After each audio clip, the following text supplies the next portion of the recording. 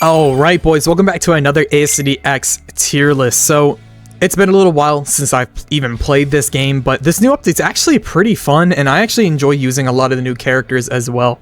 I've used most of these new characters, and some of the ones I haven't used, I've had time to look at their kits, and look at their damage number, and give my own opinion on whether or not they're good. This is the tier list I'm going to be using today.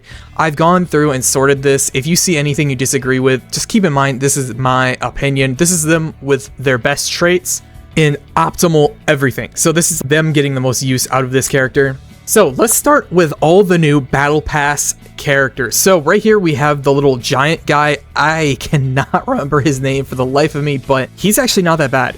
You're gonna notice that a lot of these characters are gonna be top tier meta because passives are amazing this update. Every single new character has passives, so now they have all this brand new use. All right, so this first guy, I can't really remember his name, if you want me to be honest, but he is probably the worst out of all four of them. Even though he's the worst out of all four of them, his whole gimmick is basically he gets larger the more and more he gets hit. If you are not sure, this update added health bars to all your characters, and a lot of these new characters are using that mechanic. So he's actually pretty good. He's like a tank. He takes damage for your teammates, and he's actually pretty decent. He's not that bad of a character. Alright, next is, I don't even know this guy's name from the anime, but he's the giant guy that you get on, I believe, the first tier in the battle pass. So he is a really interesting character.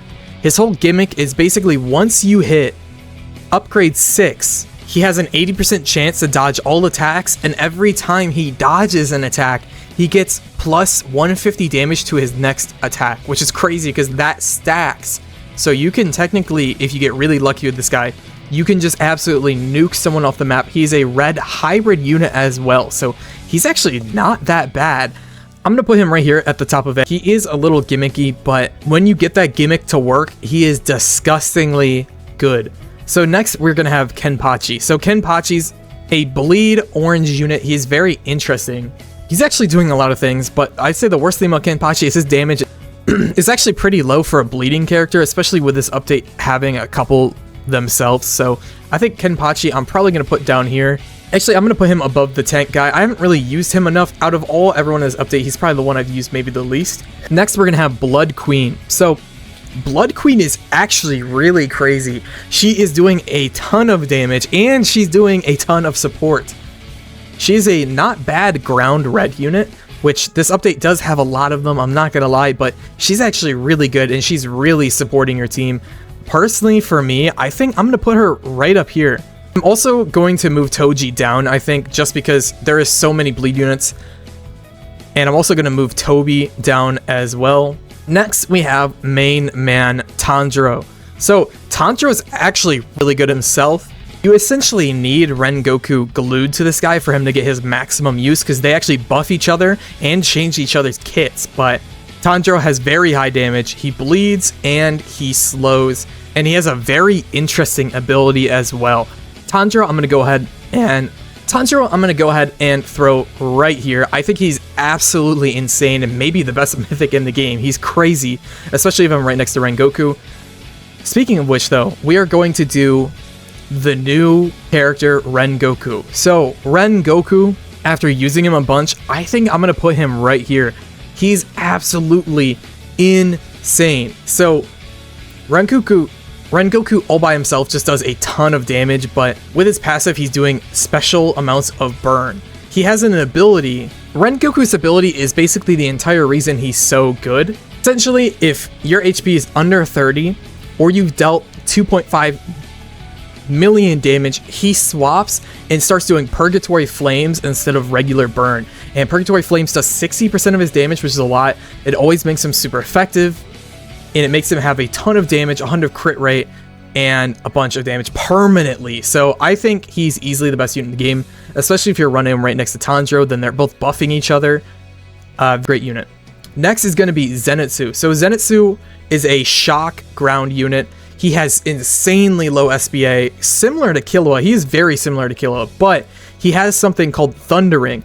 Essentially, when he shocks someone, his shock does way more than the normal shock character.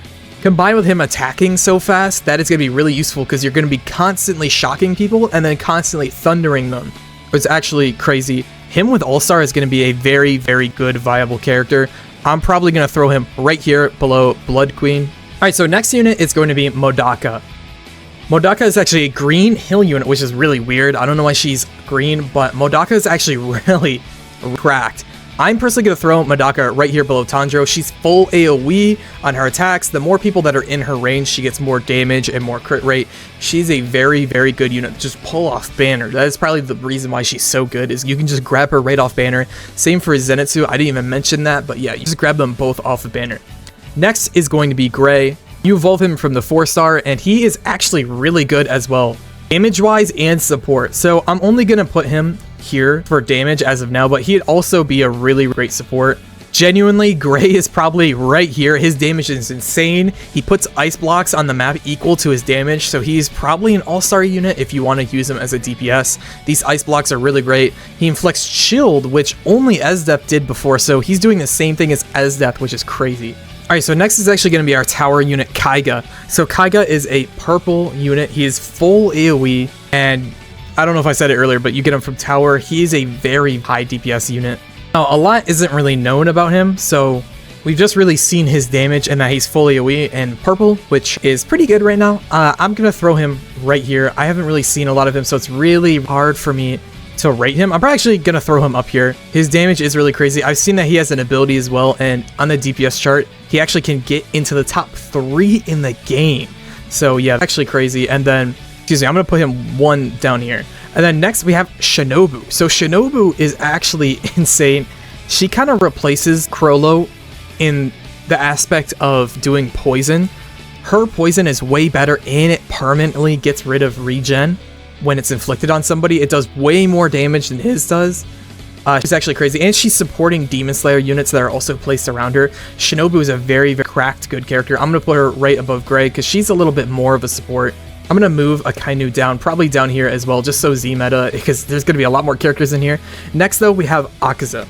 So Akaza is a blue ground unit. He's an exclusive, and his whole thing is that he regenerates, and upper lunar allies that are in his range, so basically any other of the upper moon demons, also get buffed from him.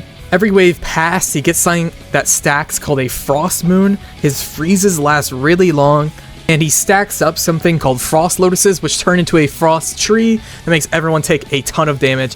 Akaza's really interesting. He's really different. I'm personally going to throw him right up here. I have not really used him a lot, if I'm being honest, so I don't know a lot about him, but yeah, he looks absolutely insane. Excuse me, I actually confused Doma, which I don't have a picture, but we have a picture of his stats and passive right here.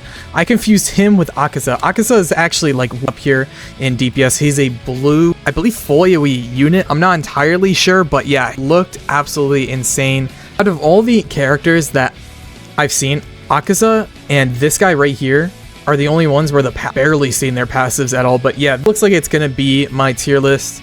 This update was absolutely crazy power creep wise. I mean, look at this, man. Look at the amount of characters in this that are meta. It is absolutely insane.